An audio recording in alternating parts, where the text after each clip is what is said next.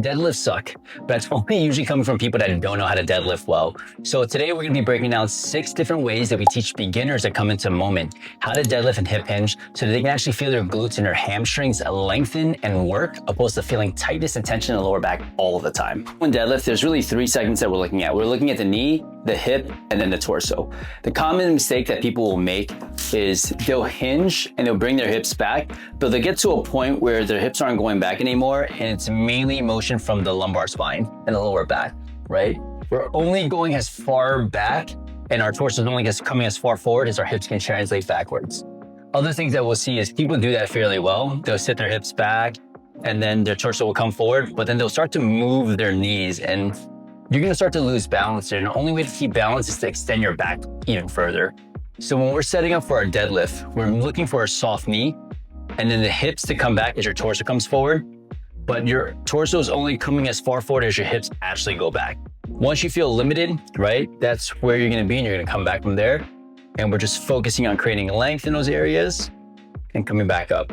We don't want too much torso motion, and we don't want the knees to kind of come back with you. The last thing is we don't want too much knee bend, because that's gonna end up being a squat. We wanna keep that knee soft and really get that pelvis to translate back and forward. The first drill that we're gonna do is a wall reference hip hinge. So I'm just gonna stand at the wall, take 1 step forward, soften my knees, and I'm gonna try to tap the wall. If I can tap the wall, I'm gonna step forward a little bit more, soften the knees, and try to bring my hips back as far back as possible. And that's a little bit of a stretch because you can see my knees come backwards. So I'm working in a range that's available, and I could tap it pretty easily there. And as I start to groove the pattern, I feel the stretch of my glutes and my hamstrings. What I'm gonna do is I'll stay here and I'll just add a kettlebell and I'll use the wall as a reference, and you'll keep grooving this pattern until you don't need the wall anymore and you can move on. But a lot of people respond really well to just using the wall as a reference.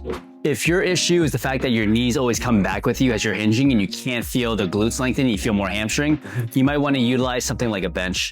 So with a bench, you're just gonna step forward a little bit so that there's a little bit of space between you and your leg, soften the knee, and then you're just gonna hinge your hips back directly and then come up.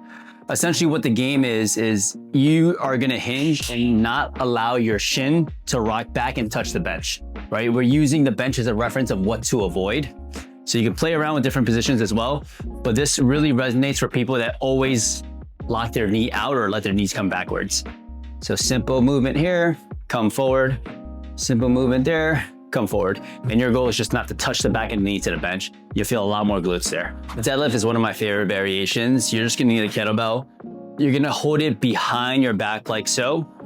And the tendency is when people put something behind their back, they shift all their weight forward. Just make sure that you're standing nice and upright, perpendicular to the ground. And all I want from here is a soft knee bend. And you're gonna push your hips back against that kettlebell handle. And then you're gonna come up and try to extend your hips before you lock out your knees. Soften the knee, push your hips back against that kettlebell handle. And whenever you feel like you can't push back anymore, come back and extend your hip. But in the beginning stages of learning a new pattern, it's always good to focus on something outside of your body, opposed to thinking, I need to feel my glute lengthen, or I need to feel a stretch in my hamstring. You'll naturally get that if you push your hips against something like this kettlebell. So that's why we use a lot of external references in the beginning. The dowel rod hip hinge is one that I'll utilize if someone has a terrible awareness of their spine. So maybe they'll go into a hip hinge and then they'll curl their back instead of hinging their hips back.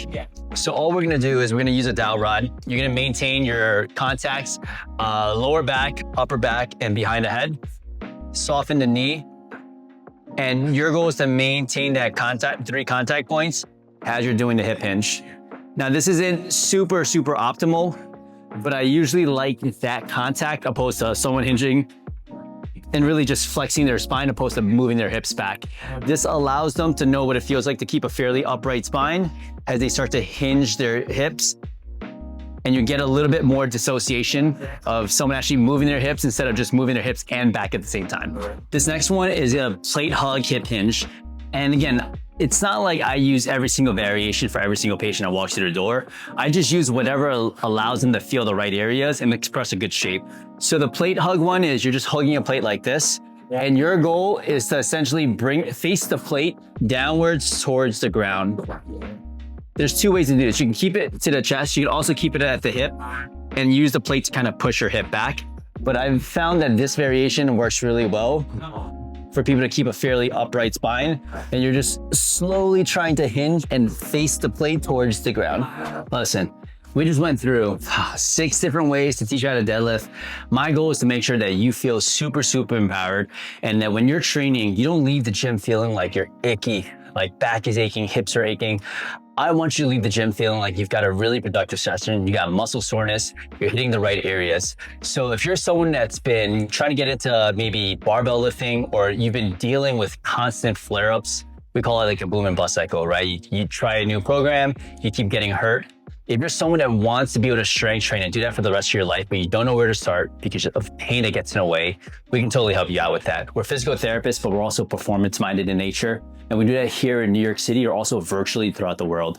If you're interested in working with our team, just hit the description below and there's a link that says contact us, and that's the best way to schedule a discovery call.